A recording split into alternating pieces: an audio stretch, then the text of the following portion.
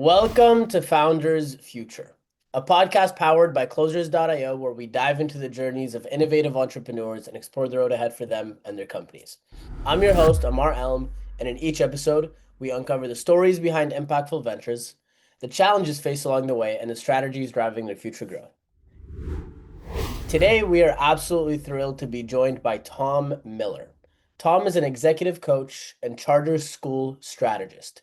He's an author, he's a CEO, and he's the founder at Leaders Building Leaders.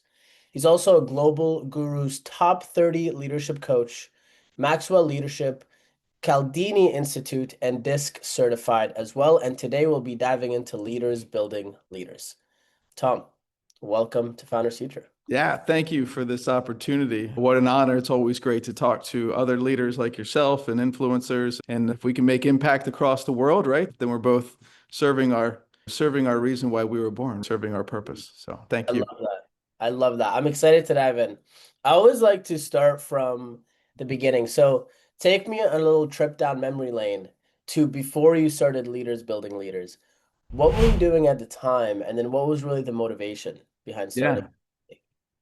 Yeah, so I've actually been in education my entire professional career. So I started off as a special ed teacher. I taught students with autism, and I always wanted that badge. I always thought that badge represented leadership. So I was always trying to get the next certification. I went and got my master's degree and I got my doctoral degree. And as many times as I tried to get that next leadership role, in a sense, I was always turned down, right? And I didn't realize why, and I always blamed other people. And but yet I still got all those titles and I had those letters next to my name. And after I finished my doctoral program at UNC Wilmington, I was promoted to the Office of Charter Schools in North Carolina. So this is in the government office, it's in the state office. And North Carolina had just eliminated the cap on charter schools. So at the time they had 100. And I was the first consultant hired.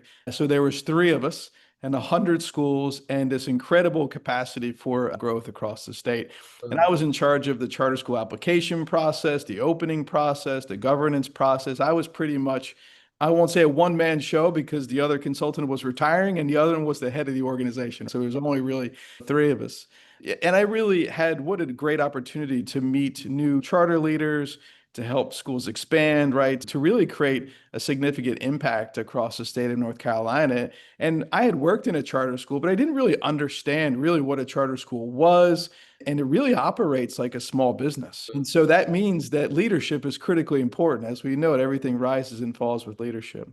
And for years, from 2007 to 2011, I was in master's level and doctoral level programs. So I always had a plan for growth. That plan was handed to me in a sense. But and then when I didn't have really any plan, I just felt myself feeling stuck after a couple of years. Yeah. And at that time, it was 2013, and I was in my end of the year review with the head of the organization, and he said these two sentences. He said, "I don't know how to grow you, and I'm not really sure how much longer I can keep you." I Mm, got my backup with that, right? Because I was like, I don't really know what that means. Am I getting yeah. fired or what's the story here? And I basically said, so I don't think you're responsible for my growth. I'm responsible for my growth. And it was right about that time I started to get this Minute with Maxwell video. And maybe some of you subscribe to John Maxwell or you read a John Maxwell book. I had not actually read a John Maxwell book at the time, but I started to get this Minute with Maxwell, and it's just a 1 minute. He just takes time off the cuff and speaks about a word in leadership. And then the message started to change. It was like, hey, do you want to create a greater impact? Do you want to join my team? You want to be a coach? And I was like, yeah. I was like, this is really interesting. So I made a phone call to them, and I make decisions pretty quickly. I don't order my own food at a restaurant. I'm just ready to go, right? So I joined. I invested $5,000 to join this Maxwell Leadership certification. And I started to participate every day in these calls, in these opportunities. And I just started to feel this whole different shift in me. It wasn't something I ever really learned in my bachelor's degree, my master's degree, my doctorate in education leadership. We never really talked about like what leadership truly is. Yeah. And right. And John's whole piece is leadership is influence, nothing more and nothing less. And then after about maybe 60 days of that, I just started to feel this pull. I was like, I'm feeling capped here in this office. I'm in a cubicle every day. I'm Our office was growing, so all those like initial roles that I had were starting to be handed off to other people, and I really wasn't mature enough to truly understand like what was happening. And I had that in my back of my mind. I don't know how to grow you, and I don't know how much longer I can keep you. And so I was watching Shark Tank. I don't know if you ever watched Shark Of Tank. course. Yeah. And Robert Hirschback he was talking to this woman. I can't remember like the name. It was like a busy bee or something. And it was like she was a doctor, and it was a bee that would like vibrate on your arm. So a student or a child could get a shot. It would actually be like a nice, easy way to numb that area. And he said to Interesting. her, he said, "Are you going to quit your practice to run this business?" And she said, "No." And he said, "Then I'm out." He said, because he told a story about when he was a CEO, he was very comfortable, right? He was making lots of money, had this great opportunities, and then he got fired. He got fired with, didn't really know that it was even happening. And he said, at Yeah. that moment, I decided that no one would ever be in control of my growth and my opportunity. Well, I jumped off the couch and I was like, that's me. I'm comfortable in this government job, and we can do more. So my wife and I sat there, almost like the story with the cocktail napkin. We sat there and we just had a newborn. I got a kid. He's not even one. My daughter was 5 at the time.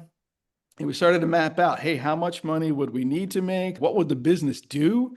And that was it. That was probably like March of 2014. And I set a date, July 3rd. It was like the last kind of work day, plus my insurance would carry over another month. That was like the last work day. I was like, I'm gonna quit my job. And I basically put a 90-day plan in place.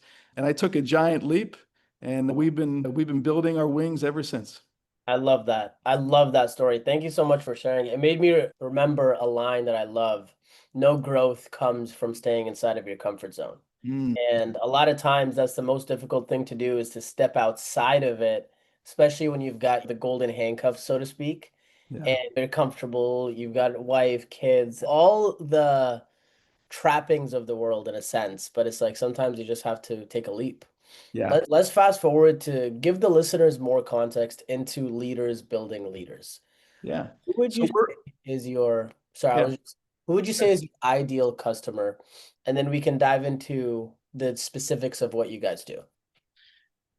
Yeah, it's really taken me a decade to really get this clear. And I wouldn't say I'm super clear either. And I think I'm still pretty muddy. But years of trying to build a consulting and coaching business. And there's a school in every community across the entire world, right? So there's lots of schools. I just came out as I'm going to support school leaders. But my entire influence and experience was really with charter schools. Even though I had taught in a school district, my leadership experience and I was known for this charter school sector.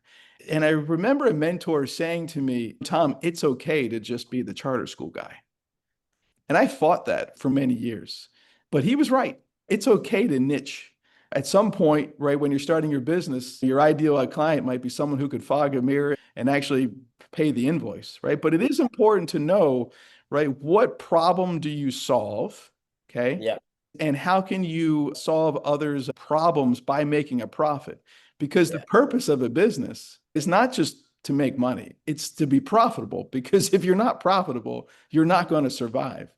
And so 100%. that was like a good 5 or 7 years of learning for me. We were doing everything from helping hire leaders to being the interim executive director to doing coaching and training. I was driving probably 30 to 35 miles, 35,000 miles a year in my car. Our like expenses were through the roof. Wow. And I have a few coaches, and one particular coach, Paul Martinelli, you really need to understand your numbers, Tom. Do you really know where your money's coming from? Do you know where your money's going?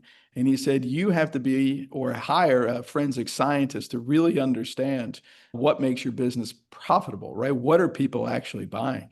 And it was after that conversation, that was about 5 years ago, that our business took a huge leap and change in who we serve and what we do and how me as the business owner, right? I have to work on the business. I can't only work in the business. And if you read the book E-Myth, everybody, and if you haven't, I highly recommend.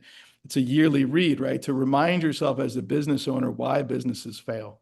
And so for me, I had to get really clear about what's the best use of my time and who is our ideal client. And we really shifted away from everybody to we're going to serve particular school leaders that schools are healthy. So that means they're in the top 20 to 25%, that the school leader has 3 to 5 years at least experience in the role because they understand their job as the executive director. And so we've started to move away from one-on-one coaching to group coaching, group masterminds, building communities, because I realized we can serve a lot more people in an hour if we can put 10 or 15 in a Zoom. And what's a great part of this is the curriculum of the meeting is the content of the leader's life. Whatever's happening in their school right now is what we can talk about. So it's a mastermind group in a sense, if a lot of your listeners understand the concept. So we moved away, and really COVID drove this. Our business actually exploded in COVID, not doing direct services, building communities, because leaders needed someone to be able to talk to and bounce ideas off. And it was really birthed out of that. Now, we didn't receive any funding for those 3 or 4 months, right? ESSER funds really helped us and carried us. But what came out of that is this true understanding and need for what our clients needed and what we were really great at. And now we have probably a dozen different masterminds, from very like intentional book studies to just groups of finance directors, exceptional children's directors, bless you, school leaders, right? And Yeah. that's been a big shift in our business.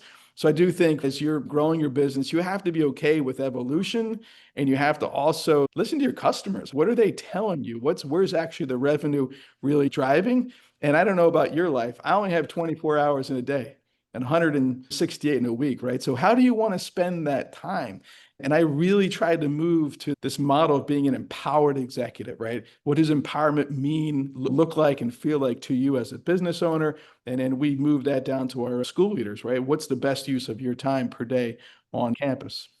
Yeah, I love that. Let's shift a little bit to the back end of the business. When it comes to lead generation, when it comes to client acquisition, Yeah. when you're looking to obviously bring in more people to the mastermind, what does that currently look like from a lead gen and marketing perspective? Yeah. So every single year, every end of the year, Christmas time, I take the time to do this year in review. And Mm, part of that year in review process is who were our clients, right? And where did we find them? How did they? And if I kept going back through the trend, it was really people that I knew for 5 or 7 years, and I probably met them at a conference.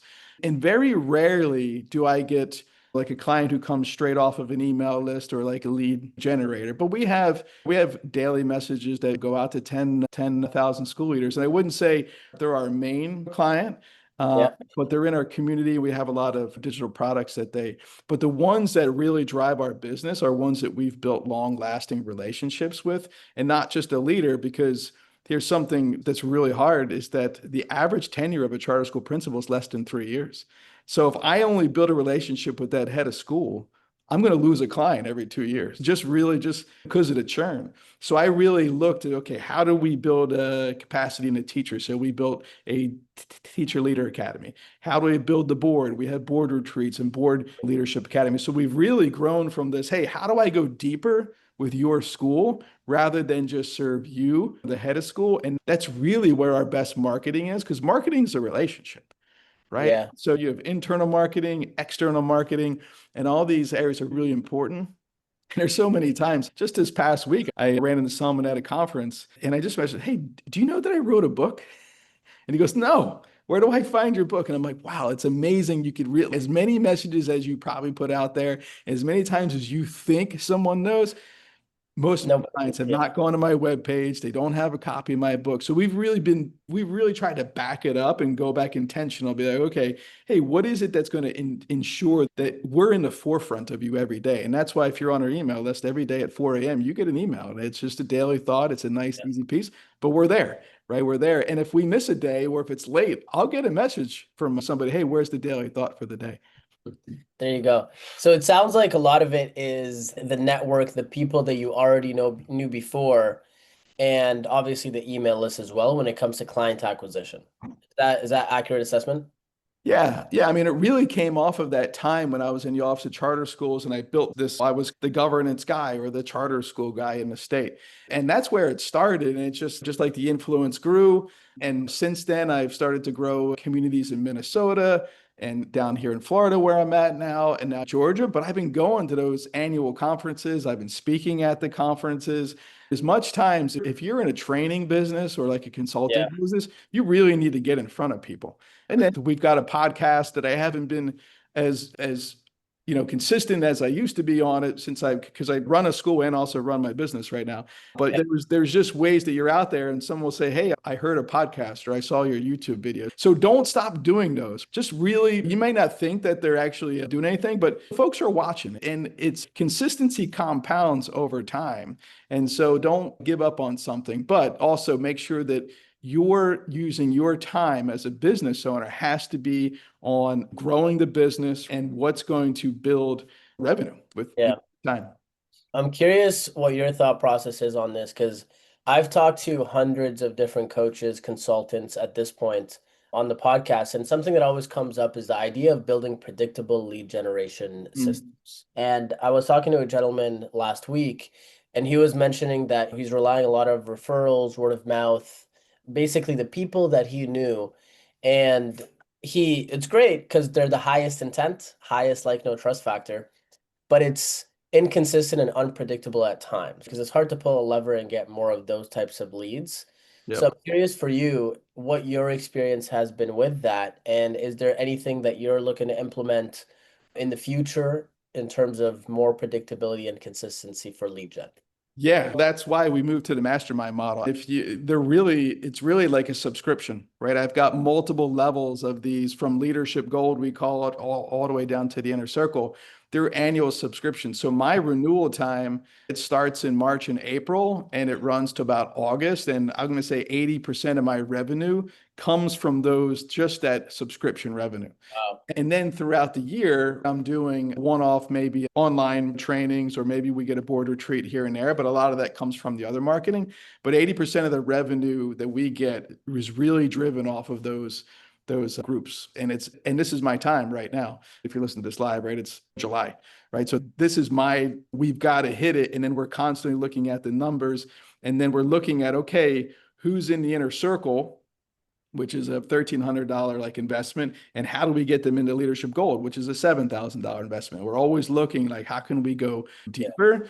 And then, because again, having a full-time job, which I never thought I would have again, and running a business, I only have like a certain amount of days and times I could really do this. So that's been the other shift for me, is growing the business that still has employees in North Carolina, and we're starting to grow across the country. I only have a certain amount of time to do direct impact. So what does it cost for a client to have Tom time, right, versus the rest of the team time? And they I see. both have great value, but we've learned, oh, Tom time has to be this next like elite level, because Mm, otherwise I can't serve everybody. But what has been great though is that the individuals that have been part of our community for years, now they're starting to do the consulting, they're starting to do the coaching, they're actually starting to lead some of our mastermind groups. So like that model has been a complete shift too. And like I'm learning how to build trust in other people. So now there's revenue being earned into business and I'm not even involved, which is the true point, right, of running a business. Otherwise, you're an employee or you have a hobby. And that has taken me some time and some world changes and some life changes for me to be more intentional about. yeah, I like that. When you think of your vision and where you want to take the company in the next 12 months, what are some revenue targets, performance targets? What are you really aiming for? Yeah. So I know the one thing for sure, this is the third year that we've run it in this model where I've really been a part-time employee in the organization. And this year, building half of our revenue has to come from passive income. It has to come from other people leading services or us generating funds through like recurring programs like the masterminds I talked about. That's a big key for us to grow. And then the second piece is, okay, Tom's going to do 12 clients a year and that's it. Right. And so I have to be committed to that number and to myself because I can't serve my family and serve my community and grow the business if I'm saying yes to everything. So that's been a big push. So we've actually, since I've moved down here to Florida and I took over a school, which was I didn't really mention this, but I was the interim executive director of 9 schools in 3 years. So coming out of COVID, I would do these like heavy consulting. I would drive across the state, or I was actually flying down here to Florida to serve these schools. And so when I left that and took a full-time job, it really pulled a lot of revenue away from the business because consulting was probably 70% of our revenue. We've replaced that now. Right. So I don't really do any consulting anymore. So I think that's been the big shift, right? Is moved Wow. from 70% consulting, which was really interesting because I talked to a consultant and I'm like, man, if I could just do the training, like I'd be set. And he goes, but all the money's in consulting. I go, but it doesn't have to be, right? Like we've learned to shift now Yeah. and we can still consult in a sense, but you can do it you could put 25, 30 people in a Zoom and you could have a consulting conversation because I can guarantee you 100%. there's not just one human being in that room that has that problem. Most of them have the same problem. So I think 100%. that's where we've really shifted it. And then if they need someone to go there, right? I could go there for a day if need be, but I'm going to go there for a day and then bring one of my consultants with me and say, okay, now it's your job to carry it forward because I'm just not able to take that time anymore. So that's the next 12 months for us, right? Is how do we build new streams of revenue through other individuals, whether they're employee or a 1099 contractor, because we've been Yeah. building up these leaders, right? Leaders building leaders. We've been building up these leaders to go out and multiply leadership all across the country. Yeah. I love that. What's the best way for people to reach out to you to actually work with you? Yeah, that'd be great. You can go to our website, it's lbleaders.com, or you can email me at tom@lbleaders.com.